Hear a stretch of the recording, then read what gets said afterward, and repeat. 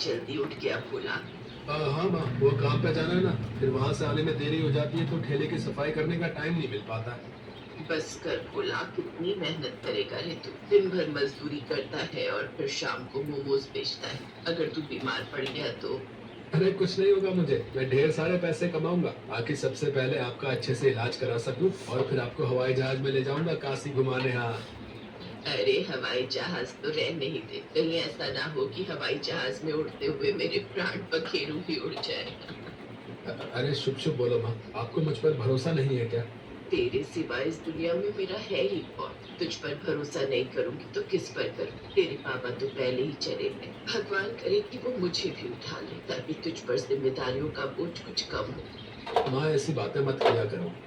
ये कहानी है भोला की, जो एक छोटे से गांव में अपनी माँ सरिता के साथ रहता था। भोला अपनी माँ से बहुत प्यार करता था और उनका बहुत ख्याल रखता माँ ठेला धो दिया मैंने, जाओ आप नहा लो, मैं झट से खाना बनाता हूँ। था। नहीं जा, तू नहा ले, मैं बनाती हूँ आज खाना। ना ना ना, डॉक्टर ने आपको काम करने से मना किया था ना। भोला को अपनी माँ की बहुत फिक्र थी। वो पैसे भी कमाता और घर के काम भी करता। दिन भर वो बेचारा ट्रकों में भारी भरकम बोरे चढ़ाता था और फिर शाम को आकर मोमोज बनाता और उन्हें बेचने निकल जाता। माँ मैं जा रहा हूँ, आज रविवार है तो बहुत भीड़ रहती है बाजार में, और पता है रविवार को कमाई भी अच्छी होती है। ठीक है, मगर जल्दी आ जाना। भोले भंडारी से प्रार्थना करो कि सारे मोमोज जल्दी बिक जाएं, तो जल्दी आ जाऊंगा। भोला ने अपना ठेला उठाया और बाजार की तरफ चल दिया। फिर बाजार पहुंच गए। भोला ने अपना ठेला जमाया, तभी उसके ठेले पर एक आदमी आया। अरे भाई मोमोज तैयार है क्या? हाँ जी सर, बिल्कुल तैयार है, गर्मा गर्म मोमोज। और ठीक है, एक प्लेट लगा दो, और सुनो चटनी एकदम तीखी रखना। जी बिल्कुल, एक बार खाकर तो देखिए। जैसे ही उस आदमी ने पहला मोमो चटनी के साथ लगाकर खाया। अरे यार, तुम्हें कहा था कि चटनी फुल तीखी रखना। चटनी तो मैंने तीखी रखी है। अरे ऐसे तुम तीखी कहते हो? अरे ऐसे तो मेरा 5 साल का बच्चा ऐसे ही पी जाए। अगर तीखी चटनी नहीं है तो बंद कर दो अपना ये ठेला। वो आदमी बचे हुए मोमोज वही कूड़ेदान में फेंक कर चला गया। इस बात से बेचारा भोला बहुत दुखी हुआ। थोड़ी ही देर बाद एक औरत उसके पास आई। भैया एक प्लेट मोमोज लगा दो और भैया चटनी फुल तीखी रखना, ठीक है? जी मैडम।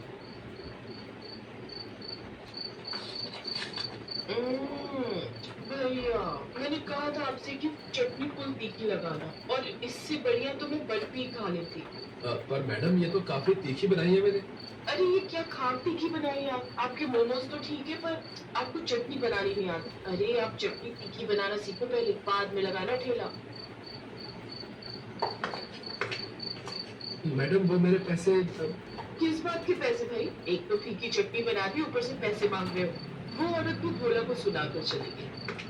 बहुत देर तक वो ग्राहकों का इंतजार करता रहा पर कोई भी उसके ठेले पर नहीं आया। उधर घर पे लगता है आज भी भोला के मोमोज नहीं बिक रहे हैं, तभी तो वो अभी तक नहीं आया। हे भगवान, कितनी जिम्मेदारियां हैं मेरे भोला पर। मेरे इलाज के लिए पैसे कमाते कमाते मेरा भोला खुद सूख गया। हे शंभुनाथ, या तो मुझे उठा दे या फिर कोई चमत्कार कर दे, कोई चमत्कार कर दे भोले भंडारी। उधर बाजार में भोला अपने ठेले पर उदास बैठा था और मन ही मन सोच रहा था। ऐसे तो मुझे फायदा होने की बजाय नुकसान होता जाएगा। कमाई कुछ हो नहीं रही और फिर कल के लिए मैदा भी लेना है, सब्जियां भी लेनी है और माँ की दवाइयां भी खत्म होने को आ गई। क्या करूं अब मैं? भोला ये सब सोच ही रहा था कि तभी उसके ठेले पर एक बहुत ही सुंदर सी लड़की आई। हालांकि उसके कपड़े बहुत पुराने और मैले से थे। सुनिए, मुझे बहुत भूख लगी है, सुबह से मैंने कुछ नहीं खाया, मुझे थोड़े से मोमरिका दे दो ना। है क्या? मोमरिका? देखिए यहाँ मोमरिका नहीं मिलते हैं। झूठ बोल रहे हैं आप, ये रखी तो है इतने सारे। ये, अरे ये तो मोमोज है। अच्छा, आपके यहाँ इसे मोमोज कहते हैं, पर जहाँ से मैं आई हूँ इसे मोमरिका कहते हैं। अच्छा अच्छा, खैर बताओ कितनी प्लेट चाहिए, खाने हैं कि पैक कर दूं? नहीं नहीं नहीं, बस एक प्लेट यही खाऊंगी। और सुनिए, मेरे पास पैसे नहीं है। कोई बात नहीं, वैसे भी मुझे ये फेंकने पड़ेंगे, कोई आ ही नहीं रहा। आज आपको जितने खाने हैं खा लो, वैसे भी मैं कल से मोमोज बेचूंगा ही नहीं। काश्मीरी मोमोज की प्लेट हाथ में ले ली और जैसे ही उसने पहला मोमोज लाल चटनी के साथ लगाकर खाया। क्या हुआ? चटनी तीखी नहीं है ना? पता है मुझे, सब यही सुनाकर गए हैं मुझे। अरे पूरी तीखी कर रखी है मैंने, पर लोगों को तो चटनी में आग चाहिए, आग। मेरी तो समझ में नहीं आता कि बाकी दुकानदार अपनी चटनी में तेजाब डालते हैं क्या? मुझे आप वो मारीची दिखाएंगे जो आप चटनी में डालते हैं? क्या मारीची? ये क्या होता है? होता नहीं, होती है वो हरी हरी जो सूख कर लाल हो जाती है। अरे जो चटनी में पड़ती है। पता नहीं कहाँ से आई हो तुम मोमोज को मोमरिका कहती हो और मिर्च को मारीची कहती हो। खैर और खाओगी? हाँ, चटनी इतनी भी बुरी नहीं है, एक प्लेट और दे दो ना। काशवी भूखी थी, इसी वजह से वो देखते ही देखते 3-4 प्लेट ही मोमोज खा गई। फिर काफी देर बाद, तुम्हें जाना नहीं? अरे अपने घर जाओ। मेरा कोई घर नहीं है, मुझे मेरा घर छोड़ना पड़ा। यहाँ मेरा कोई घर नहीं है। मैं कुछ समझा नहीं। दरअसल जा मेरी बच्ची, हम सब मिलकर भी तुझे बचा नहीं पाएंगे। माँ, अगर मैं एक बार परी लोग से बाहर चली गई तो मैं कभी वापस नहीं आ पाऊंगी। मैं जानती हूँ मेरी बच्ची, पर अगर तू नहीं गई तो वो शैतान तुझे जबरदस्ती अपने साथ ले जाएगा और तुझ पर जुल्म करेगा। तू एक काम कर, तू धरती पर चली जा, वहाँ तुझे कोई ना कोई अच्छा इंसान जरूर मिल जाएगा। जा मेरी बच्ची, चली जा यहाँ से।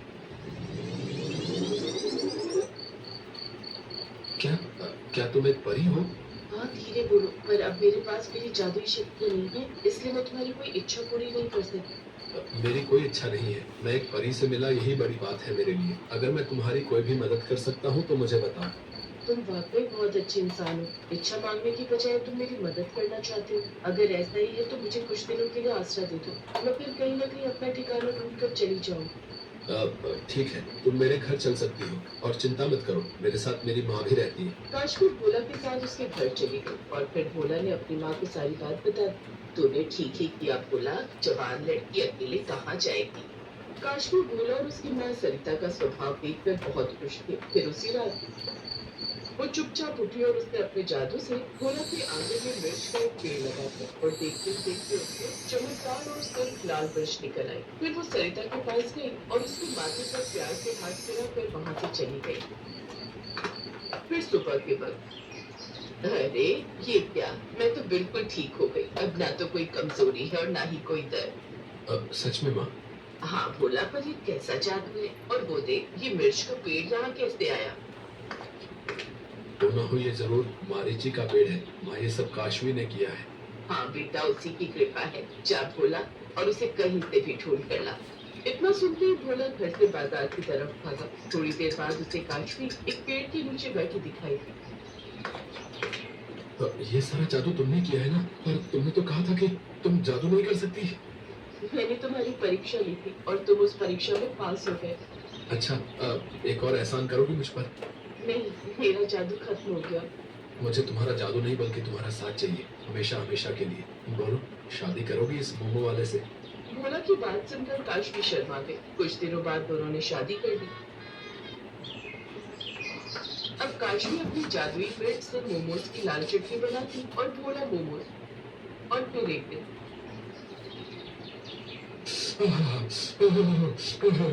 अरे भाई, मजा आ गया भाई। क्या तीखी लाल चटनी है। वाह वाह वाह।